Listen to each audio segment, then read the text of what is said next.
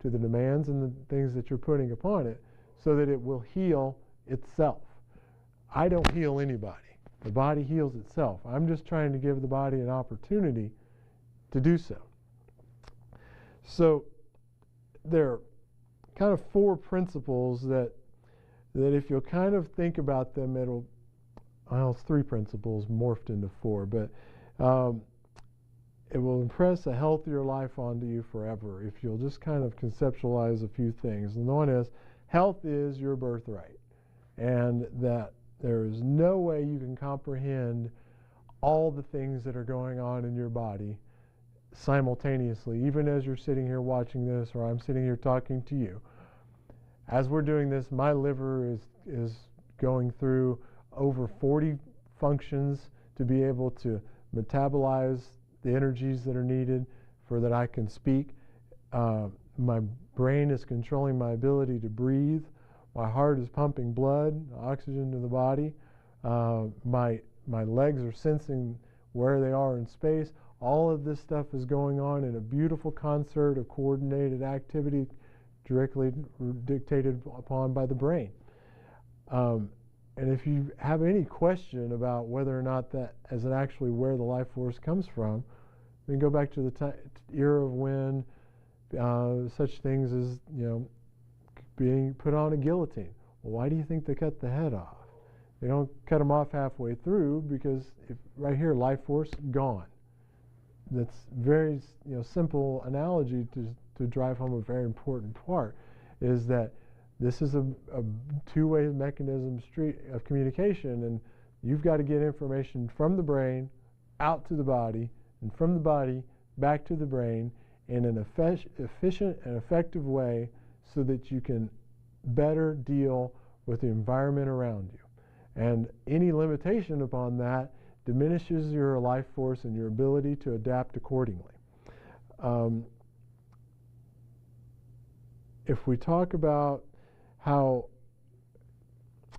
well, if you can just kind of stop and think like a contractor a little bit, and mechanically speaking, you have to look at, if the wiring comes from here out, think of the circuit box in your house, one of those circuits breaks, the part of your house doesn't light up and none of the electricity works. It baffles me sometimes how people I had no idea that it was my neck causing my wrist to hurt. It's just the wiring of our body. It's no different than that. We are a physical being, and we exist in a physical world. And all of us at some point have at least heard some of the laws of physics, okay? And one of the primary laws in physics is every action has an equal and an opposite reaction. In other words, if I push something on this side, it's going to move out this way, and then vice versa. So if something happens here, there's going to be something else happening here or in an opposite way. So those physical laws apply to us, internally, externally, in the environment that we live. So, that is something that we very much need to stop and think about. The nervous system does control, gives life, and coordinates every function in our body. Not only do we have nerves that affect that give our ability to move muscles and make us breathe and all, but you have an autonomic nervous system. And so say we talked about Miss Van Houten earlier and her low back thing. Not only do those nerves go and supply all the leg, but they also supply things that, might be kind of important, like bowel and bladder function, stomach and that type of thing, to be able to process foods, to be able to supply our health. And so all this falls under the nervous system control. So all these wonderful activities that our body is able to do all comes under the control of the nervous system. And, so if there's a heart issue, I guarantee you there's going to be something going on in the middle of the body, because that's where the nerves that supply the heart come from. If there's a lung issue, there's going to be nerves associated with that region of the body. Wherever the anatomy is, there's going to be something at that nerve. Now, did the heart get damaged first, or was it the nerve first? It doesn't matter. The only way it can get healed is if that nerve is able to give the heart everything it needs to be able to heal itself. So that's really what we try to do when we talk about chiropractic care, and that is when a vertebrae or a disc gets out of place, it puts pressure on those nerves. And so those life forces are then altered in some way. And, most of the time we hear the stories about pain, but we affect lives and the abilities of people to be able to live more healthily. So the necessary information lines get blocked and that communication doesn't happen.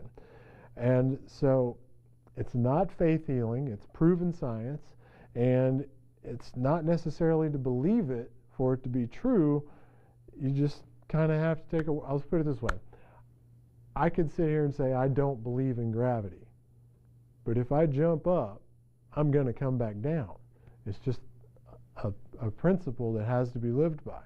So whether or not you choose to believe it is not the point. The point is it's proven science that can work, and eliminating that interference to the nervous system is critical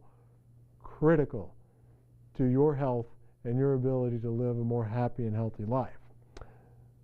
We talk a lot on this show about people's different conditions that people deal with, and we talk about what causes them, how they're treated, what options are out there, and all of those things are ways to try to come back to there's something going on and we got to figure out what it's going to take to get fixed.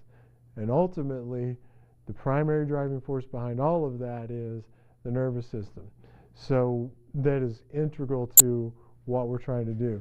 And when we talk about the exercise portions that we talk about on this show, primary to that is what is called the neuromuscular portion, and that is if you've been injured, say in that car wreck, and you've got a neck issue, we not only have to get that refunctioning in a proper way, but we have to be able to teach the muscles to educate themselves to move in a better, more coordinated fashion so that you can maintain that health and that part of your body in a better way than you had previously.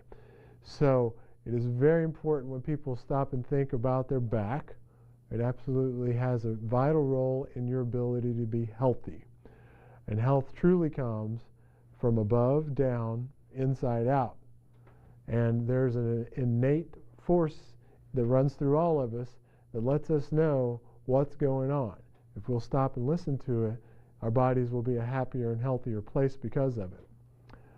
Today we've talked a little bit about where health comes from, how to get it, and how to not undo some of the things we do, specifically in what chiropractic care is.